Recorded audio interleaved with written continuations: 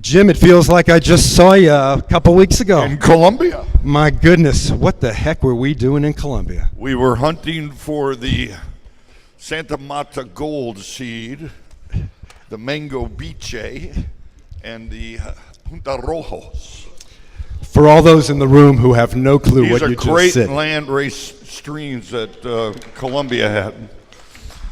In the 70s, when we were getting that ragweed from Mexico, the THC was about 6%. I love a song. No, I don't. Yeah.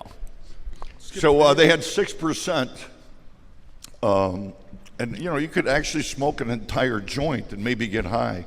And then Colombia came in with the Santa Marta Gold, which really kind of changed it. It became much more of a powerful usage. And then in the 80s, they started really blending, and now everything's a hybrid. So to get a land race strain is a very difficult thing, pure thing, and we were hunting for it.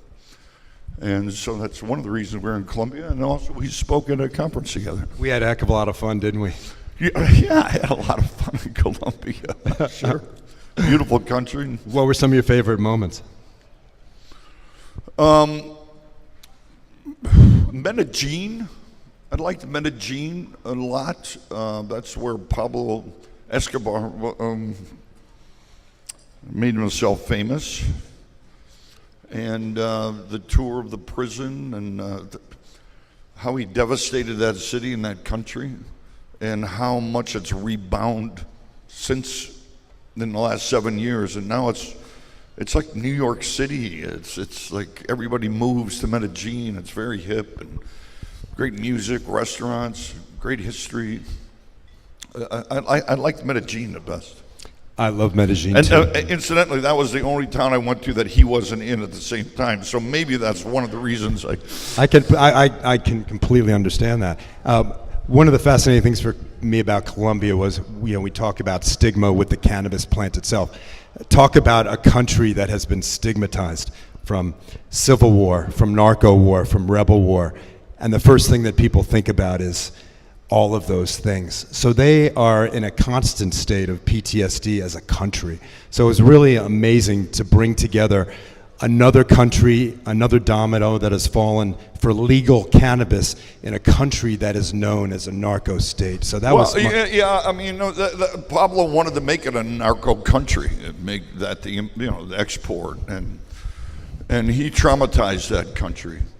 And they are recovering from that, but I think they've recovered very, very well. I think they're doing great, actually. The legalization of marijuana in Colombia is kind of, they've legalized marijuana and hemp to export.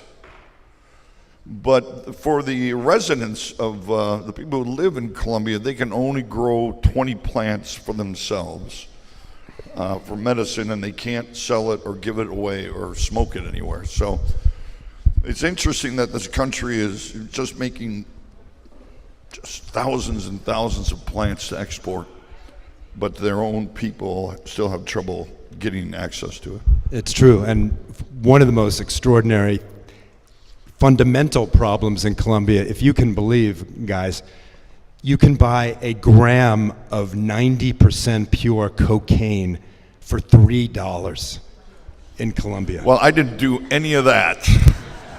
I wasn't even intimating that you were, my friend. This is just anecdotal nowhere near evidence. That. Although I did fly over some cocoa fields. But the problem is, and I spoke to a taxi driver who actually shared that, what do you do when beer is more expensive than cocaine? That is a big problem for a government, right? A really big problem. I guess so. So Jim, let's talk about what you're doing in the world of cannabis. You just had a phenomenal article that came out in Newsweek. Congratulations on that. Thank you. Belushi Farms. Yes. I have a farm up in southern Oregon in the southern. Can somebody shut that back door, please?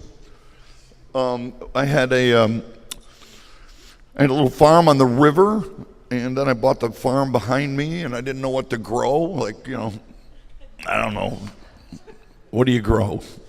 Alfalfa, peyote, great suggestion. That would have been a good one.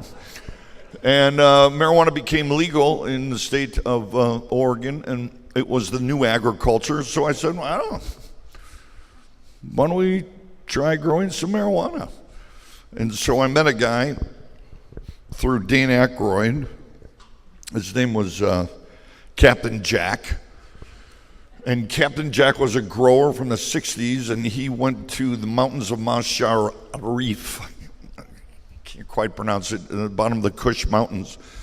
And he went there in 71 and 72 and worked in a village there that was known for their hashish and was along the Silk Road. And so they've been known for their hashish for hundreds of years. And he worked in that village for 2 summers, helping in the fields. And the second summer, the elders liked him and gifted him a bag of seeds, land-raised seeds.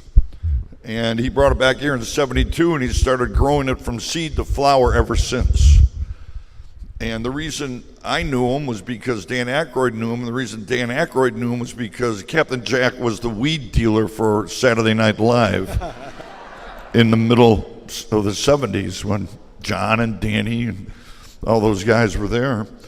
And he was known as the smell of SNL. And if you've ever tried this, Captain Jacks, you can see that, this is where Coneheads came from. This is where the Blues Brothers came from. I'd like to change the name of it to Writer's Block because it's such a creative, joyful experience. And so I got Captain Jack to grow on my farm, and it was very difficult because he did a little time, and he just didn't quite believe that it was legal. He was always like hiding. Anytime there was a plane, he would duck. Jack, it's legal, it's legal, it's okay, it's okay. So I've been growing that along with other great grower Jeffrey Iverson. Started that grow, and then we went into a more commercial grow. I do 22,000 square feet canopy, outdoor light depth, and I have about 5,000 feet worth of indoor. And I sell in Oregon. So I've been planting it, I've been curing it, I've been trimming it, I have been flushing the irrigation system to make sure that you have to flush it for 2 weeks before you harvest in order to make sure that the ash is white. I know everything you want to know about marijuana plants because I've been growing it. Anything you want to know, terpene values and how it affects the anxiety, entourage effect. Well, Captain Jack strain is very interesting because it has 4% terpenes. And about 72% of that 4%, about 3% of it, is this one terpene called myrcene. And myrcene is a great terpene. Myrcene can be found in mangoes. So myrcene actually thins out the cellular walls in the brain and make it more pliable for the THC and the CBD. So the three of them have this, what I call an entourage effect. So myrcene is if you smoked a half a joint today and you had a mango tomorrow morning and then you smoked the other half a joint, your intensity of your experience would be almost 3 times because that one terpene allows for everything to penetrate better. And it also gives you a much more of a balance. There's no anxiety to it. There's no real stone feeling. There's a little bit of a high feeling. It's nice to sleep. There's no paranoia. It's really just a beautiful, beautiful plant. So I'm growing that. And I understand that you have something very special for couples in your fields. Rumor has it. Well, he's talking about it's one of my strains. I have a strain called Cherry Pie. And I had a harvest party, and I had like 500 people there, bud tenders, dispensary owners, people in the industry. And I played with my band and welcomed everybody. And talked about my 6 strains, and someone said, well, which one do you like the best? I said, well, I like cherry pie. And I said, why? They said, why? And I said, well, when I come downstairs at night and my wife says to me, are you hungry? I say, yeah. She goes, do you want to go out to eat? And I go, yes. She goes, well, what do you have a taste for? I said, well, I have a taste for a cheeseburger.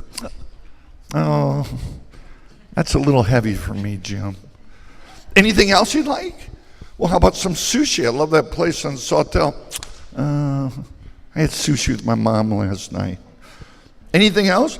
Well, how about a cilantro right here, the natural food? Oh, cilantro. They put that in everything. I can't see. It's like, why are you asking me where I want to eat and what I want to eat when you know damn well we're going to eat what you want to eat and we're going to go where you want to go? So I take you to my cherry pie.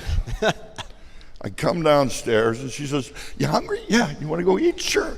What do you want to have? I said, baby, we can eat at Taco Bell as long as you're sitting across from me. And she's like, well, aren't you being charming? Like, am I? So I call my cherry pie the marriage counselor. And that will be the first national brand in America. What happened was I told that story, and it went through Oregon like fire, and people are, like, wives are going in, where's the marriage counselor? He needs it. So I don't have any cherry pie left this season, but we're planting extra next year. America is thankful. Yeah, well, Oregon is anyway. I haven't been able to get it into the other states quite yet. So what are you doing in the world of Jim? What are you doing on the entertainment side these days? Entertainment? Yeah, as far as you have any shows? Well, I'm an actor. Yeah. Really? Yeah, I really? do a little acting. When did that start? Well, I started a long time ago. It started in high school. You really want to hear that?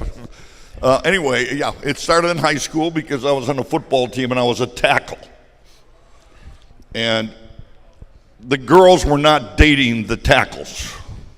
They would only date the guys that touched the ball. So I went into the theater and it was like 5 guys and 20 girls. So I had an opportunity I wasn't a handsome man, so the girls got to know me and I finally got a girlfriend. So I kind of stayed with that. Right now, I've done a few independent films. I'm doing a reality show based on the farm. Well, let's talk about that a little. Live Nation and I have partnered up with Original Productions of Fremantle, and we're doing a reality show based on me and the farm and my education and my travels to Columbia and Portland and conventions and something like this actually. And it's kind of a family show because, the farm is a family. And it's about it's kind of like Green Acres, it's like Hollywood guy grows marijuana. And so it's my education, and through that process, I'll be educating the audience about the health benefits. It's going to have 3 things. It's going to have music, it's going to have mischievousness, and it's going to have a mission from God. It's the Blues Brothers. And the mission from God is very important to me about the medicine that's involved with cannabis, because I'm a boots on the ground guy. This is my farm, this is my grow, and I go to every dispensary and spend 2 hours at most of them. And some of them I've gone back 2-3 times, and I meet people, and I meet the people who are buying and the customers, and most of the people I meet all have a story about whether they got in a car accident and they broke every bone in their back, or one veteran came up to me and said, Jim, I was a medic in Iraq, and I saw things that happen to the human body that no person should ever witness. He says, my PTSD is so bad, they call it a triple for some reason. And he says, I can barely talk to my wife. I got 3 kids that I don't speak to, and I don't sleep. And he said, you're Black Diamond OG. He says, the only thing that relaxes me where I can talk to my family and sleep. And he hugged me with tears in his eyes. And I was like, I said, well, I didn't make it. And he said, no, but you're the steward. And that was a change point for me, because I felt, wow, so this is really about me. And then I met more veterans, more housewives, more people that really need medicine.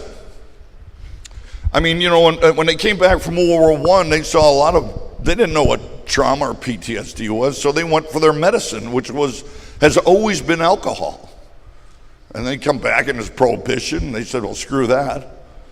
And then World War II, they came back, those men and women that saw horrible things. And what did? They came back for their medicine. They came back and they drank. I mean, a lot of us here are my age, you know, some of our parents were stone cold alcoholics from the 50s and the 60s, medicating themselves. We grew up with, you know, parents that were addicts. That was the normal behavior. Then in the 60s, you know, the marijuana became a little more popular, and it was a medicine, but they called it a drug. So now it's a Schedule I drug with cocaine and LSD and marijuana. No, it's not a drug. It's a medicine. You know, the number one fear in life is death. The number two fear in life is the collapse of family. Trauma collapses families, whether it's you lost a son or a daughter in the war, in a car accident, there's a disease in the family, epilepsy, cancer, whether you have a brother who died of a drug overdose. In an international way, by the way, thank you, John. It's traumatic stuff, and my family was already a collapsed family, and then when John passed, it just, you know, just burned everything to the ground. So there's a woman, Heather, in Colorado Springs. She runs an operation where her son had 40 seizures a day. Okay? She did not spend time in her husband's bedroom. I don't mean, you know, relations-wise. I mean just as a husband and wife. Because she was in that bedroom and around that boy 24/7, because he kept dropping. He was on 17 different drugs. She had him in hospice. She got some CBD oil and it went away. It went away. She had like one seizure every 6 months. So she started this organization. And so people who have that similarity, they call and she gives them information. She's a beautiful, spiritual, wonderful, healing woman. And she's the one that told me that 80% of the families that suffer from any kind of trauma collapse. So I believe that marijuana can help families not collapse. Because I think everybody has some form of trauma. Whether it's a divorce, whether it's a loss of a job, whether it's a loss of a sibling, whether it's a loss of a home, a trauma of a storm. And people suffer with the rushing of the endocannabinoids in your system and create that trauma. So my brother was a football player. He was really good. He was 5'7". The reason I stutter is because I really think he was 5'6" and he lied. But he was an all-state middle linebacker. All-state, all-conference. In those 4 years, he had more touchdowns. He set records at that school. Not touchdowns, tackles. And he was banging his head for 4 years. And in senior year, I remember a moment, I was watching TV in the living room, and there was a little TV, you know, with the hanger on it, in the kitchen, and it was too loud. The son of a bitch wouldn't turn it down. John, turn it down, turn it down, turn it down. You know, I was just being a dick, you know. So I went in, I said, turn it on. He wasn't there, and I looked, and I went into the laundry room. There were 2 machines, a refrigerator, and a cement sink. And John was holding onto the sink, and I said, John, turn the TV down. And he said, come on, man, just turn the TV down. You don't have to go through all this. And he fell. And I'm like, come on, man. John? Mom? Police were there pulling the tongue out, and he seizured. We didn't know what it was. They did a spinal tap, they did x-rays, they couldn't explain it. But now now with all this information about CTE, I really believe that that's what he was suffering from. And he was straight as an arrow. He went to college, he smoked his first joint, that was it. He became a hippie, SDS, radical, and because he found medicine. And I believe that they didn't know it was medicine. It was recreational. And I believe if we knew what we know about cannabis today, back in the 70s, there'd be a lot more people alive, including John. And Danny Aykroyd always said, if your brother was a pothead, he'd be alive today. And I believe that. And I believe, Danny Aykroyd and my sister-in-law Judy gave me the Blues Brothers IP for cannabis, which is perfect. Because it's not a celebrity, it's a real brand. It represents music, fun, and a mission from God. And for that brand, for me, it covers everything that this represents. So I'll be launching that, I think, in the fall. But the mission from God is the one that I really dig, because I've just seen it happen over and over. And I know marriage counsel is a joke, but I was supposed to get divorced last year, and now we've reconciled in a beautiful way.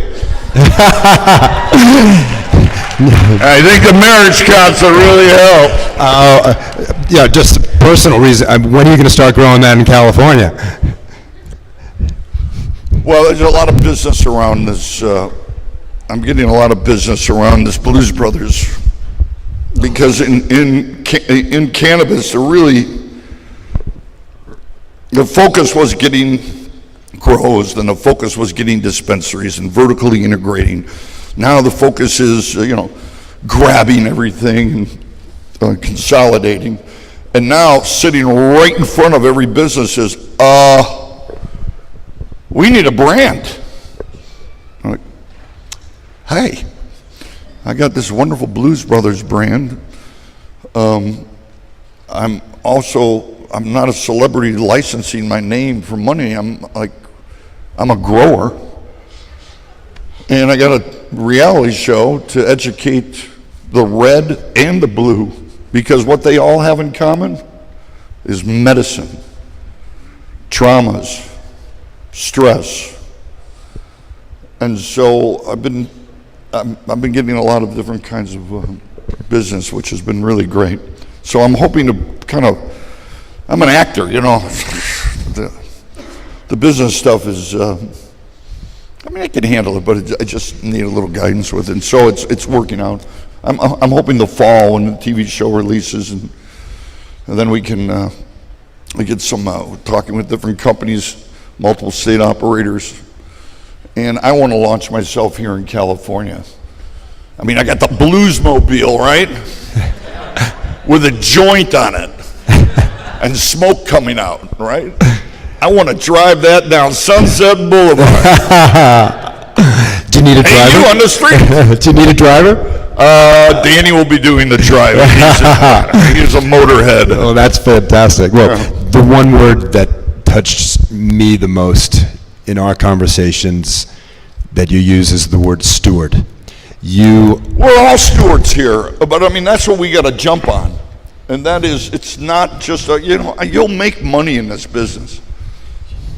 If you follow the passion and engage in this plant, because these ladies, these plants are so powerful. I started just as instead of doing alfalfa, and these plants have brought me into not only an education about the plant and the medicine, but of myself.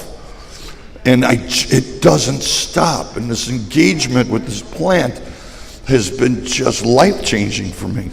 And I believe it can be life-changing for the community. I was talking to a bunch of baby boomers, and I said, look, I know what you're suffering from. You're suffering from a malaise of depression, of getting older. And every day you wake up with another pain, you're going, God damn it, I hate getting older. And what you do is you go to the club and have a gin and tonic. or a whiskey sour. And the next day, the depressants in that alcohol only keep you in that malaise, and you keep in this cycle. I'm telling you, switch. Don't get hungover. You can't OD. I was a bouncer in Chicago. I never had to break up a fight between two potheads. Right? I mean, maybe they got a little bitchy with each other once in a while, you know? Like, I don't know, put that can in this recyclable thing. But, you know, it's non-violent, it's healing, it's human, it's beautiful. It's a beautiful plant.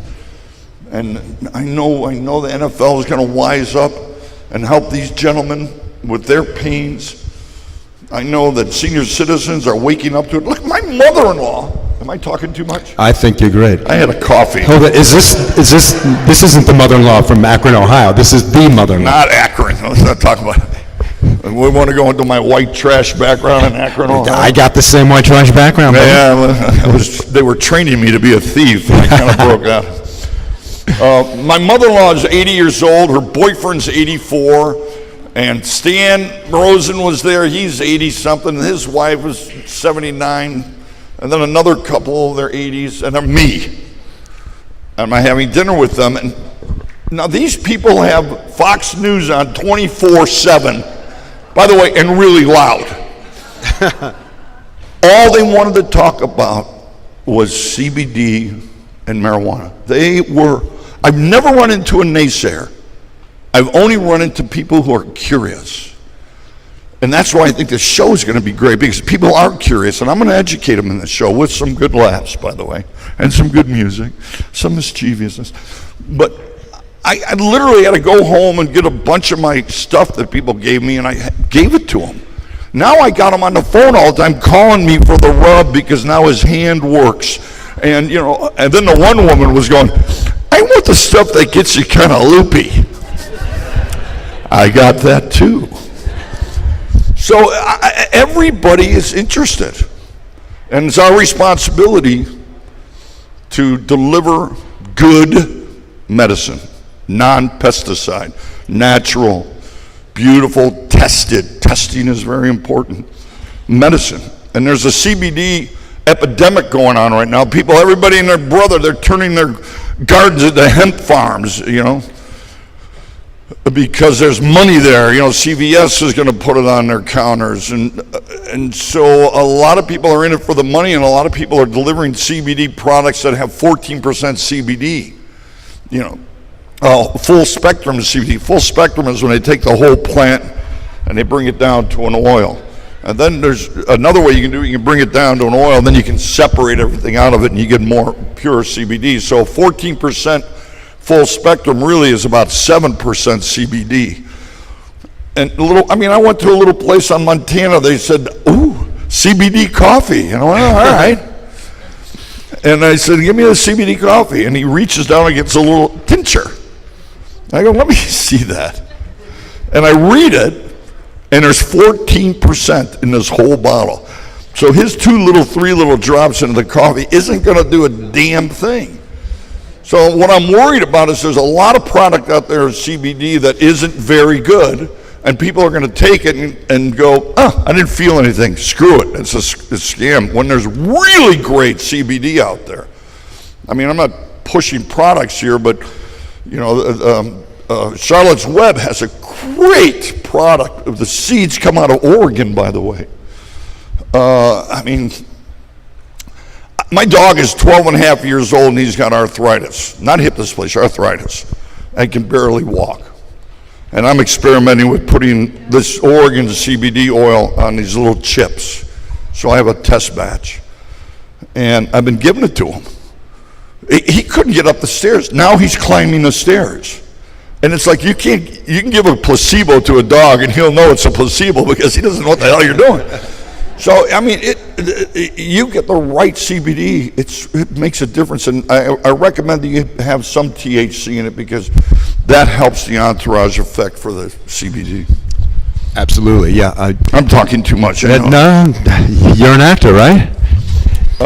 Yeah, but I usually do other people's lines. Your lines are pretty good. Yeah, what a lot of people don't know about CBD is that it's an oil-based molecule. 90% of the stuff in bottles, which I say it's the same crap, different bottle, is not water soluble. So just like in vitamins, when you pay $100 for this extraordinary vitamin and you go to the bathroom and your urine is fluorescent yellow, you're paying, guys, for fluorescent urine. Yep. The same thing is happening with CBD. When you take CBD and it's 25 milligrams, if it goes through the kidneys because it's an oil soluble molecule, max you're getting is about 2.5 milligrams. Right. It is a complete scam and marketing. Yeah, so it's you know, it's a dangerous market right now, I believe. But I am talking to different CBD producers. But I also know, you know, I'm an actor, and they walk me through their manufacturing facility and their CO2, you know, butane and ethanol extraction machines. And they just kind of walk by it because they don't, I'm an actor, right? And I'm like, no, let's go back to the CO2 here. Okay, so this is a machine, and, you know, okay, what's the critical mass that you use on this? What's the temperature? And they're like, all right, Mr. Belushi, and then I get the real tour, right? So I have a good eye for it right now. You have a great eye. Well, you have personal experience, and like we were talking with Marvin, most people that are in the space have a personal story and a personal experience. Well, yeah, I mean, I was led, these ladies led me to where I'm supposed to be. And I'm finding that this is kind of a big circle to the major PTSD that my family experienced with John's unfortunate overdose. And so now it's kind of like the real mission is to, like, well, let's start healing people. I mean, in Oregon, Portland, Oregon, right now, I'm speaking with the governor, the policymaker in the governor's office, the OLCC, and the city of Portland, the commissioner and the council members. And I'm trying to create this model that down in Old Town area where all the veterans are on the streets, the people, the schizophrenia, the addicts, the homeless people, to give them marijuana. Create a program where pay what you will. If you can afford it, pay for it. If you can't afford it, or if you can afford $2, here's $2, we'll give you what you need. Or we'll give it to you for free. But if you can't afford it, you know, instead of paying, you know, $9 for a joint, pay $11, and that $2 goes to your community. And I believe that once we get these people on the street in this transition of like, I don't have enough money for the alcohol, the drugs. Belushi's giving pot away. What an idiot. They'll go get that pot. They'll give it to their friends. They'll start to spend their money on food because they'll have the munchies, you know. But, and I think after 60, 90 days, I think the enlightenment from the light from Father Son that goes into these beautiful ladies will enlighten them, and they may call their cousin that they haven't talked to in 5 years and maybe get on a path back to family.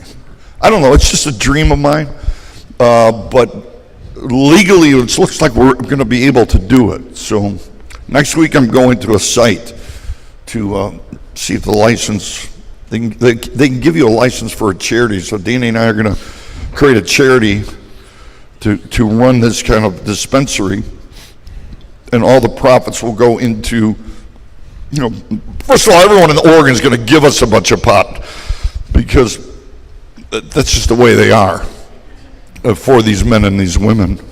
I mean, there was a woman walking down the street in Portland. I smoke a cigar at night, you know.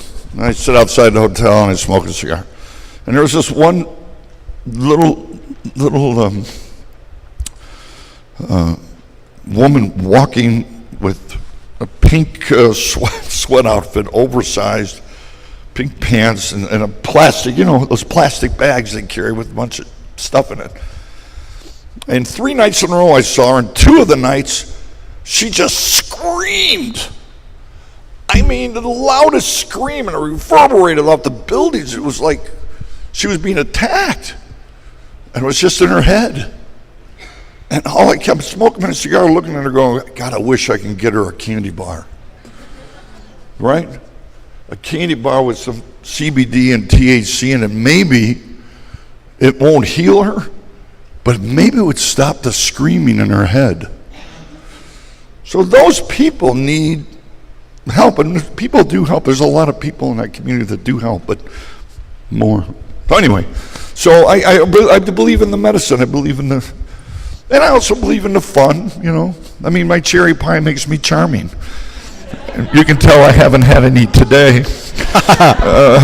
But before my wife comes home, I will take a hit.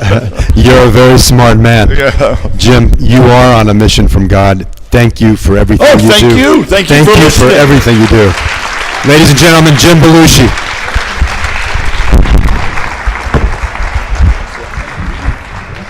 Michael Miller, yo!